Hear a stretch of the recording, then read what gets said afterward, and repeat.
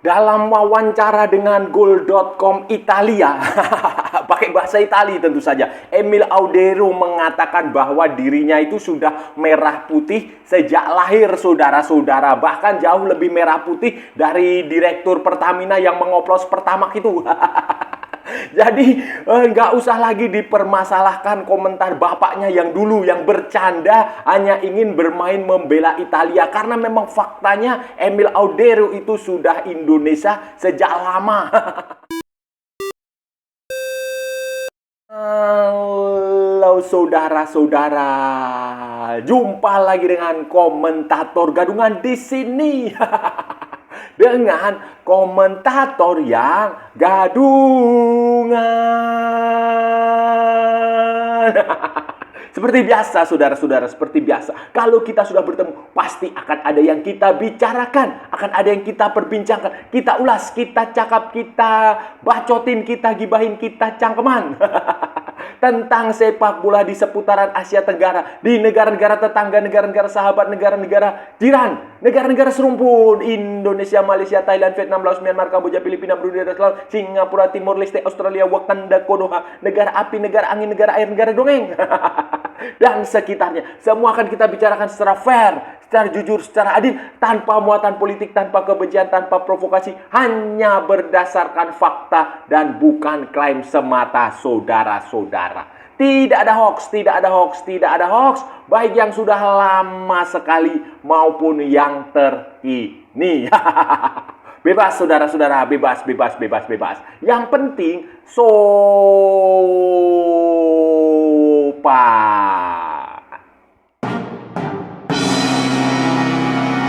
Jadi begini saudara-saudara, jadi begini, tim nasional Indonesia akan menghadapi Australia. Pemain sudah berkumpul, sudah menjalani latihan sejak hari Selasa dan pertandingan hari Kamis.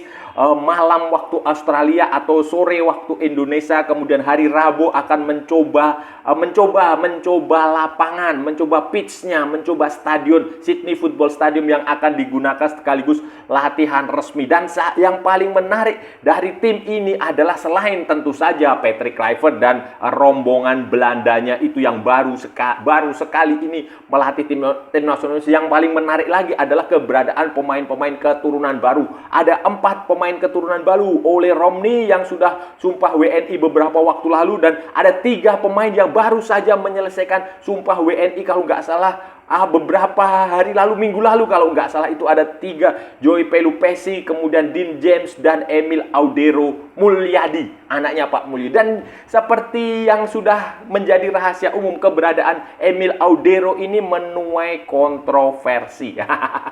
Itu karena dulu saudara-saudara, dulu saya nggak tahu itu tahun berapa, bapaknya Pak Mulyadi ini sempat membuat statement yang dianggap melukai hati, melukai perasaan supporter timnas Indonesia. Banyak yang kecewa dengan pernyataan Pak Mulyadi waktu itu, walaupun kalau saya lihat itu adalah konteksnya hanya guyon, hanya bercanda. Kan kita tahu lah orang Indonesia ini kadang sekarang sensitif. Tidak bisa bercanda, dan itu konteksnya bercanda. Dan jangan lupa, pernyataan itu waktu itu dibuat ketika era sepak bola Indonesia masih belum seperti sekarang ini. Nah, jadi waktu itu Pak Mulyadi ini mengatakan Emil Audero tidak tertarik membela Indonesia, dia lebih ingin membela Italia karena ingin main di Piala Dunia. Nah, konteks waktu itu harus dilihat bahwa PSSI waktu itu masih di zaman jahiliyah kalau nggak salah. Jadi belum ada proyek, belum ada program naturalisasi yang gila-gilaan seperti sekarang ini. Belum ada peluang lolos ke Piala Dunia. Dan waktu itu juga masa depan Emil Audero di Juventus apa di Inter Milan ya waktu itu ya, masih cukup bagus. Sehingga bagi saya itu pernyataan yang menurut saya logis saja, masuk akal saja. Karir semua pemain itu kan selalu tujuannya adalah Piala Dunia, apapun dia akan berusaha untuk ikut Piala Dunia. Jadi itu tidak perlu lagi dipermasalahkan, karena faktanya sekarang Emil Audero sudah bersedia membela tim nasional Indonesia walaupun sudah dihubungi sejak 2023, saudara-saudara. Wawancara dengan media Italia, Goal.com Italia, saudara-saudara, menggunakan bahasa Italia tentu saja. Jadi Emil Audero ini membeberkan sejumlah hal, menjawab keingintahuan supporter Indonesia, keingintahuan publik tentang siapa sih sebenarnya Emil Audero ini. Kan selama ini kita juga nggak ada banyak orang media di Indonesia ini menulis tentang wawancara langsung Emil Audero. Begitu pula di media-media Italia sana itu jarang sekali mengupas siapa sih sebenarnya Emil Audero. Mereka hanya memberitakan ya ini ada kiper keturunan Indonesia, udah itu aja. Tetapi kemarin hari apa ya, hari Senin atau Selasa itu ada sebuah wawancara dari Goal.com Italia. Goal.com ini franchise-nya ada di mana-mana, ada juga di Indonesia, ada di Jepang, ada di Thailand kalau nggak salah. Malaysia ada nggak ya? Saya kurang tahu. Singapura kayaknya ada. Jadi itu dia wawancara di Italia itu, dia membeberkan sejumlah hal. Dia menyebut bahwa Emil Audero ini ya sejak lahir juga udah Indonesia, saudara-saudara, udah merah putih. Darahnya itu mengalir tuh merah dan putih ya. Di dadanya itu Garuda sejak dia lahir. Dia lahir di Mataram, NTB. Di kotanya kalau ditinggalnya, mereka tinggal di Lombok, di Pulau Lombok, di Praia, kota Praia. Itu dia lahir di Mataramnya 18 Januari 1997. Bapaknya orang Indonesia, ibunya orang Italia, yang bertemu secara tidak sengaja ketika ibunya bersama teman-temannya berlibur ke Lombok, ketemu Pak Mulyadi ya. Kemudian mereka jatuh cinta dan kemudian lahir Emil Audero. Emil Audero ini dia tinggal di Indonesia, di Praia itu, di Lombok itu sejak dia mengakunya 9 bulan pertama dia lahir itu dia tinggal di Indonesia.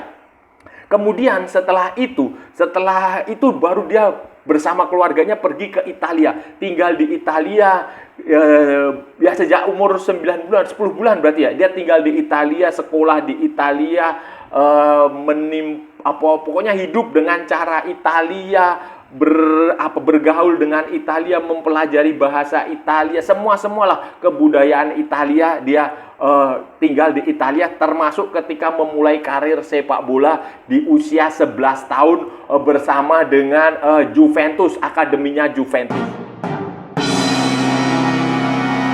Sejak kecil dia tinggal di Italia, saudara-saudara, sejak kecil dia tinggal di Italia. Bukan berarti Emil ini tidak melupakan asal usulnya. Dia bangga sekali. Dalam wawancara itu dia mengatakan dia bangga sekali dengan asal usulnya sebagai orang Indonesia, sebagai orang Lombok, sebagai orang yang punya keluarga di Praia, di Lombok. Dan dia mengatakan bahwa dia sudah sering datang ke Indonesia, saudara-saudara. Sejak SD, SMP itu dia hampir secara berkala, ya mungkin setahun, 2 tahun selalu, pokoknya dia secara berkala dia pulang ke Lombok bersama keluarganya, mengunjungi keluarga besarnya di Lombok. Kemudian itu dia selalu. Jadi darah dia memang Indonesia.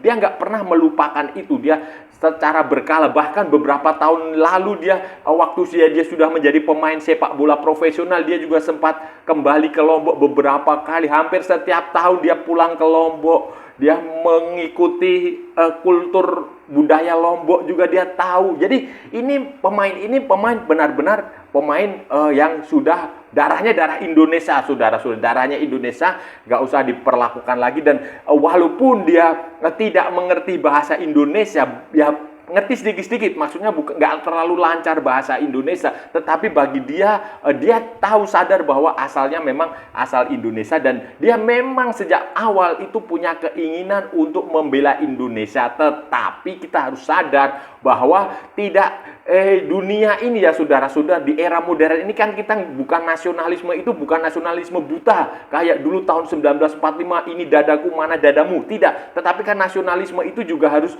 didukung oleh bagaimana ini perlakuan negara terhadap warganya. Nah, itu tampaknya dia menunggu keseriusan PSSI untuk meminang dirinya untuk benar-benar membela tim nasional Indonesia. Dan terbukti ketika Erick Thohir menjadi ketua umum PSSI, langkah-langkah yang mulai konkret itu ditujukan kepada Emil Audero, dan itu sudah membuat Emil Audero mulai merasa bahwa ya masa depan dia memang di tim nasional Indonesia itu sejak 2023.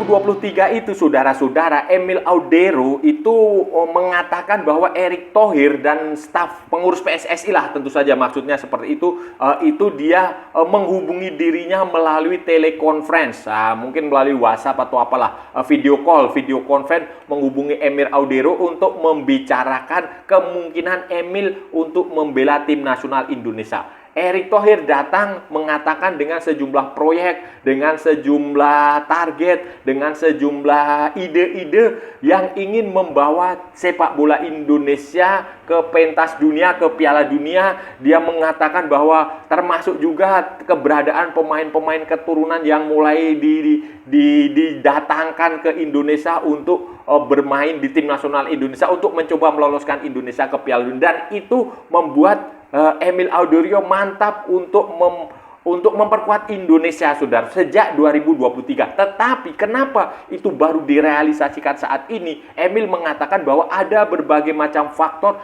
yang membuat dirinya pada waktu itu 2023 itu belum bisa bermain untuk Indonesia.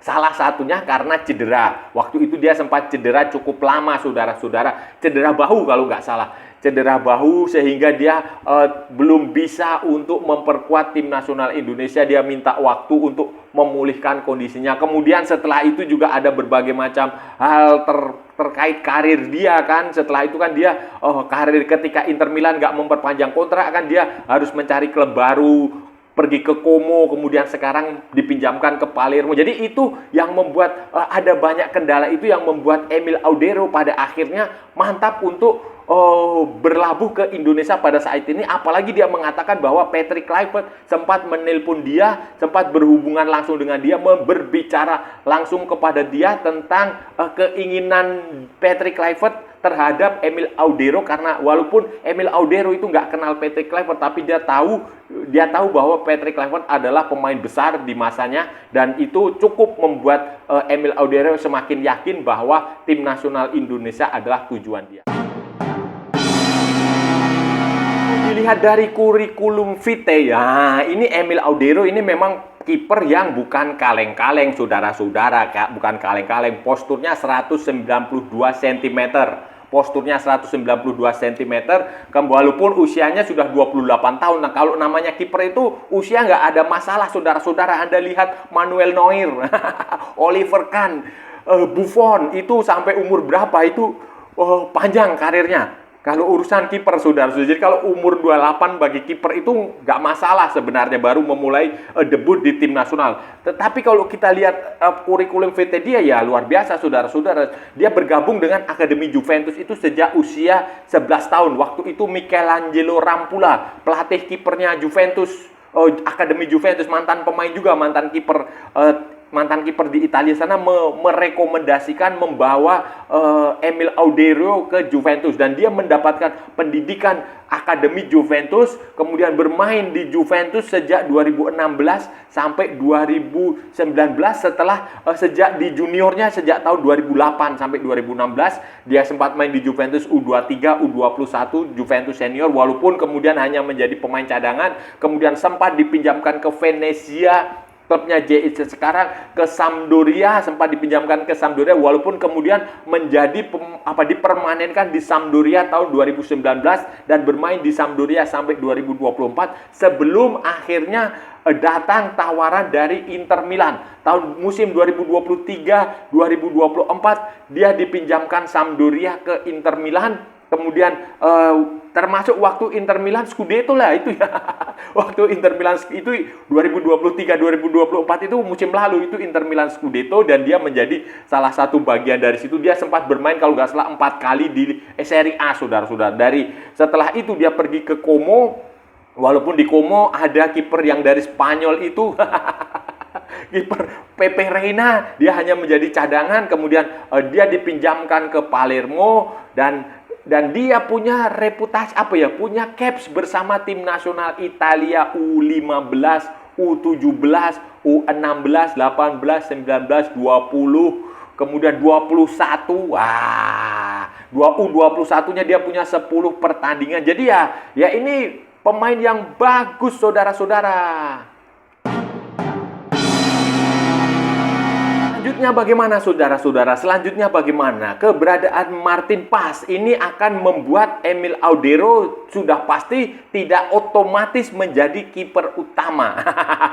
Tidak otomatis menjadi kiper utama, tetapi itu bagus saudara-saudara. Dalam sebuah tim, kalau Anda punya 2 atau 3 kiper bagus, bersamaan itu bagus, baik sekali saudara-saudara. Baiklah, itu nggak masalah, nggak usah dipermasalahkan karena pertandingannya kan banyak. Pertandingannya banyak dan kita nggak tahu, pemain kadang cedera, kadang akumulasi kartu. Nah, itu bisa digunakan dan bisa digunakan pula untuk bergantian. Misalnya pertandingan home, dia menggunakan Martin Paes. Kemudian pertandingan away, Emil Audero. Atau sebaliknya. Atau pertandingan lawan ini, kipernya. Ah, itu biasa saja. Di seluruh dunia itu juga gitu. Kalau saudara-saudara tahu, dulu Polandia punya Artur Boruc, Fabianski, Szczesny. 3 sekaligus. Spanyol juga kita tahu ada David De Gea pada waktu itu, kemudian ada Unai Simon, kemudian ada lagi Iker Casillas. Nah, kayak begitu dalam satu masa tidak masa di kalau Jerman dulu ada Oliver Kahn, ada Jens Lehmann dalam satu bersamaan. Belum lagi Manuel Neuer. Nah, kayak begitu. Jadi itu tidak masalah. Dan ini saya rasa nanti akan menjadi persaingan. Dan saya tahu Patrick Kluivert maupun pelatihnya kiper itu siapa itu pasti akan menilai berdasarkan kemampuan. Siapa yang paling siap, dia akan dimainkan. Dan bisa juga akan menggunakan sistem rotasi. Misalnya nanti. Saudara-saudara, itu tadi pembahasan kita hari ini saudara-saudara. Kita sudah bicara panjang lebar dari A sampai Z, dari barat sampai ke timur, dari utara sampai ke selatan, dari Sabang sampai Merauke, dari Pulau Rote sampai Pulau Miangas. Semua sudah kita perbincangkan, semua sudah cakap, semua sudah kita gibahin, semua sudah kita bacotin. Hari ini tadi saudara-saudara, hari ini tadi kita masih bicara tentang tim nasional Indonesia yang bersiap menghadapi Australia. Tetapi tadi kita khusus membahas tentang Emil Audero Mulyadi, anaknya Pak Mulyadi. Kiper tim nasional Indonesia, kiper kelahiran Mataram 18 Januari 1997. Kiper baru tim nasional Indonesia yang baru saja menyelesaikan proses naturalisasi, baru saja disumpah WNI minggu lalu saudara-saudara bersama dengan Joy Pelupesi dan Dean James. Ini akan menjadi penjaga gawang saingannya Martin Paes.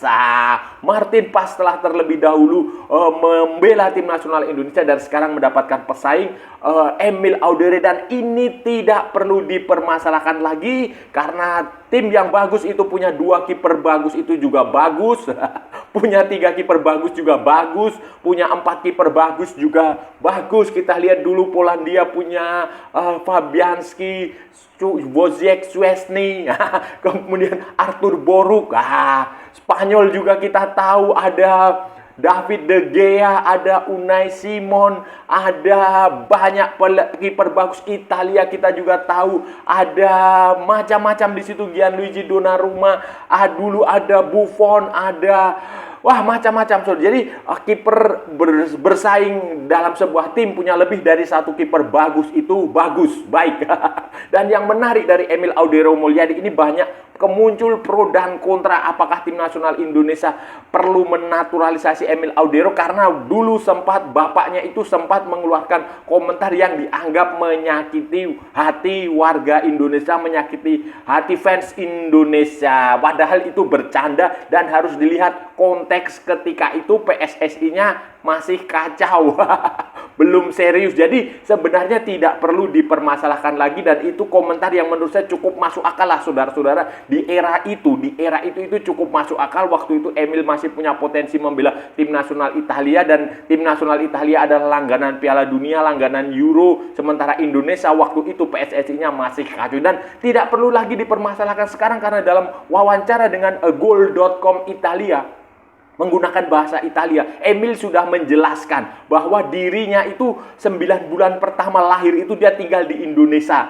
Kemudian dia tinggal di Italia mengikuti orang tuanya. Tetapi walaupun dia tinggal di Italia, dia masih sempat sering sekali kembali ke Lombok, saudara-saudara, di Praia, kota Praia di Lombok sana. Itu dia sudah sering ke situ bolak-balik Indonesia, dan hatinya, jiwanya memang Indonesia sejak lama. Dan ketika 2016 dia sudah mau rumorkan membela Indonesia, kemudian 2023 dia didekati Erick Thohir, ada berbagai macam masalah, misalnya cedera, itu yang membuat dia baru bisa bergabung saat ini ketika tim nasional Indonesia dilatih oleh Patrick. Jadi kita dukung pemain ini, saudara-saudara. Dan saya rasa sudah cukup ya pembahasan kita kali ini. Kalau ada salah-salah ya mohon maaf. Namanya juga gadungan, saudara-saudara. Wajar kalau gadungan itu salah. Tetapi kalau benar berarti sebuah kebenaran. Kalau saudara-saudara merasa channel ini bermanfaat, berguna, menghibur, menginspirasi, silahkan like, share, and subscribe. Tapi kalau tidak, saudara-saudara, abaikan saja, skip, jangan ditonton, tetapi jangan nyampah. Jangan membuat komentar yang menghina, menghujat, melecehkan, merendahkan orang maupun negara lain. Santai aja, ini hanya bola. Gak usah sok-sokan tahu, sok-sokan hebat. Santai aja, kita cari teman, bukan cari musuh. Ikuti juga akun media sosial Komentator Gadungan, ada di Instagram, ada di Facebook, dan ada di TikTok yang bukan TikTok Shop, saudara-saudara. Oke, sampai bertemu lagi di edisi-edisi berikutnya dengan tema-tema yang jauh lebih tidak bermanfaat, dengan tema-tema yang jauh lebih tidak berguna, dengan tema-tema yang jauh lebih membagongkan. Salam olahraga dan merdeka!